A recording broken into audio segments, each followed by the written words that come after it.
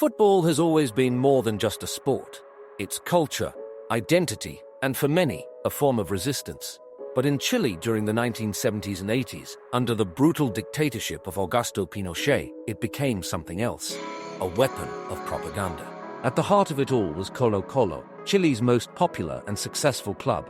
The team's victories were celebrated by the regime, its stadiums filled with a mix of die-hard fans and political messaging, and its players unknowingly caught in the middle of a national crisis. In today's video, we're going deep into the dark intersection of football and politics in Chile. How did Pinochet use Colo-Colo to maintain control? How did fans and players respond? And what is the club's legacy today? By the early 1970s, Chile was experiencing one of the most politically turbulent periods in its history. Salvador Allende, the world's first democratically elected Marxist leader, had taken office, implementing socialist policies that divided the nation. On September 11, 1973, a US-backed coup, led by General Augusto Pinochet, overthrew Allende's government. What followed was a brutal military dictatorship that would last until 1990, marked by widespread human rights abuses, censorship, and suppression of opposition. At the same time, Colo-Colo, already the most dominant club in Chilean football, was growing in both influence and success. Founded in 1925, the club had become a symbol of national pride. By the 1970s, its matches were drawing massive crowds, and its success on the field made it an irresistible tool for Pinochet's government. Pinochet understood something crucial. Football could unify people in a way politics never could. His government leveraged Colo-Colo's popularity to distract the public from the horrors of his regime. Stadiums became showcases for nationalistic propaganda. Military banners were displayed, and Pinochet's presence at matches was a clear statement. Football was under his control. State-controlled media heavily covered Colo-Colo's successes while downplaying political turmoil, disappearances, and assassinations. Victories were framed as proof of Chilean superiority under military rule. During the 1973 military coup, Chile's national stadium was infamously used as a detention center for political prisoners.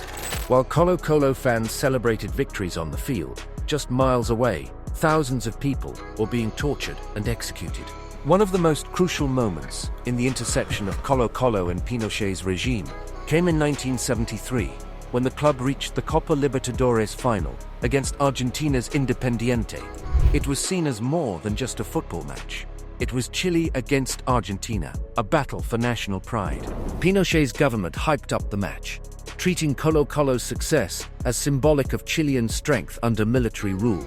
But the dream of a title ended in controversy, as Colo-Colo lost the final in highly contested circumstances.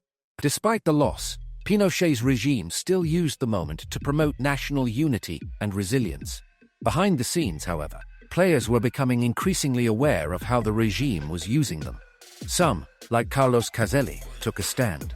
Carlos Caszely, one of Chile's greatest footballers and a Colo-Colo legend, became one of the few high-profile athletes to openly defy Pinochet.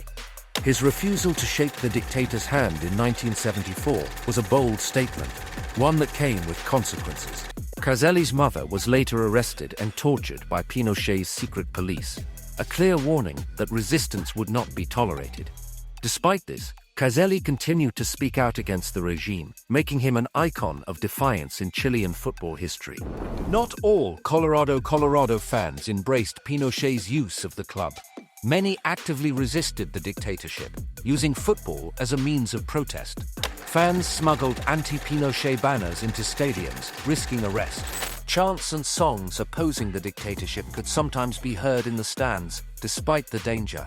Supporters groups worked underground, spreading information and providing support to victims of the regime.